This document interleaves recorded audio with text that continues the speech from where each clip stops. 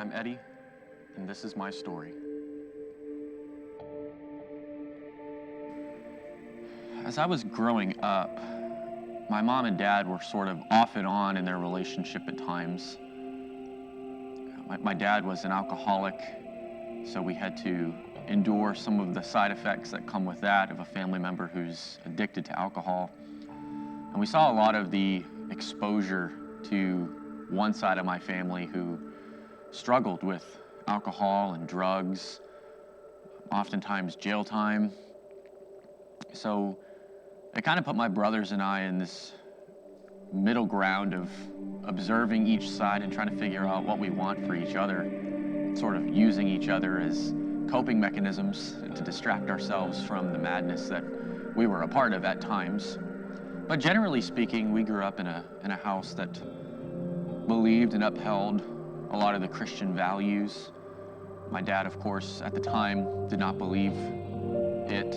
We weren't fully sold on it, but a lot of my mother's side influenced us in a lot of those ways to uphold those beliefs. But it was an interesting time. Attending a Christian school my whole life, I was exposed to Jesus at an early age through the Bible stories, through the memory verses.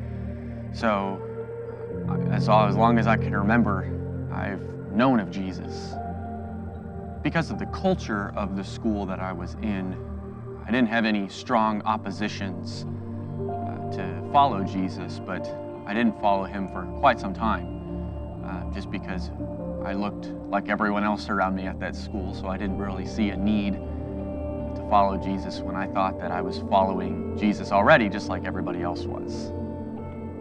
I knew that one day I would have to give an account and an answer to who I think Jesus is. So looking like everybody else in the culture that I was in growing up wasn't going to be sufficient.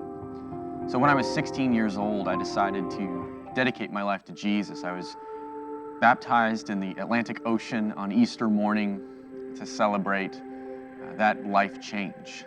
But naturally, of course, as a teenager, you make that decision and this spiritual high kicks in and it sort of fizzles out over time and you go back into your old patterns of things. And I was sort of a declared Christian, but I functioned just like the world. And there was nothing really setting me apart through most of my habits in my life at this time.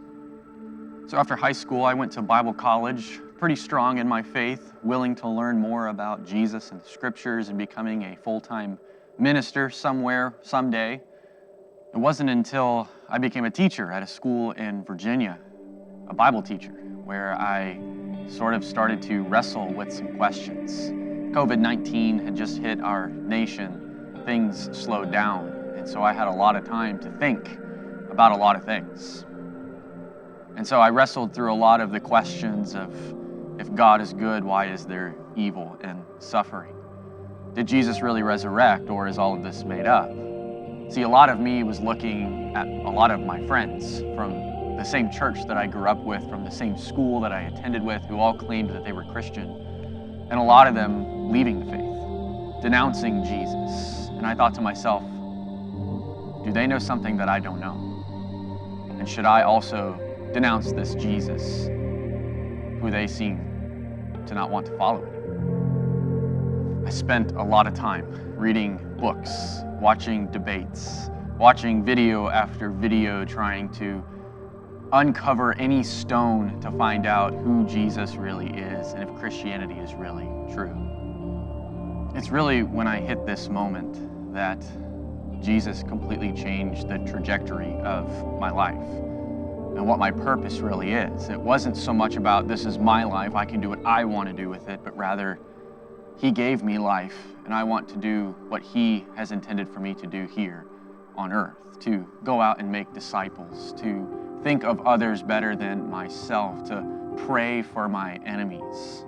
These profound teachings has completely changed how I think about life and how I think about other people. This call by Jesus to share the good news isn't simply just a good thing of advice, but rather it has become my very purpose, to go out and share the hope that that Jesus brings. There is power in our stories and in our testimonies. And one of the best ways to reach people is just by sharing our stories. And if there's one thing that I would want you to take away from my story, is that there are really good intellectual reasons to believe that Christianity is true. Our culture today, they always talk about how believing in Christianity or having faith is intellectual suicide. But having gone down that road for several years trying to investigate the credibility of Christianity, I've concluded that it takes a lot more faith to believe in something other than Christianity. That there is very strong intellectual reasons to believe that what Jesus taught and who he was in the empty tomb, that there really is intellectual reasons to believe that Christianity is true. In John 14:6, Jesus said that he is the way, the truth, and the life. And I shared my story with you to show you how I came to realize that Jesus really was who he says he was. And I hope that one day you will share your story with others so they can come to see the truth about Jesus as well.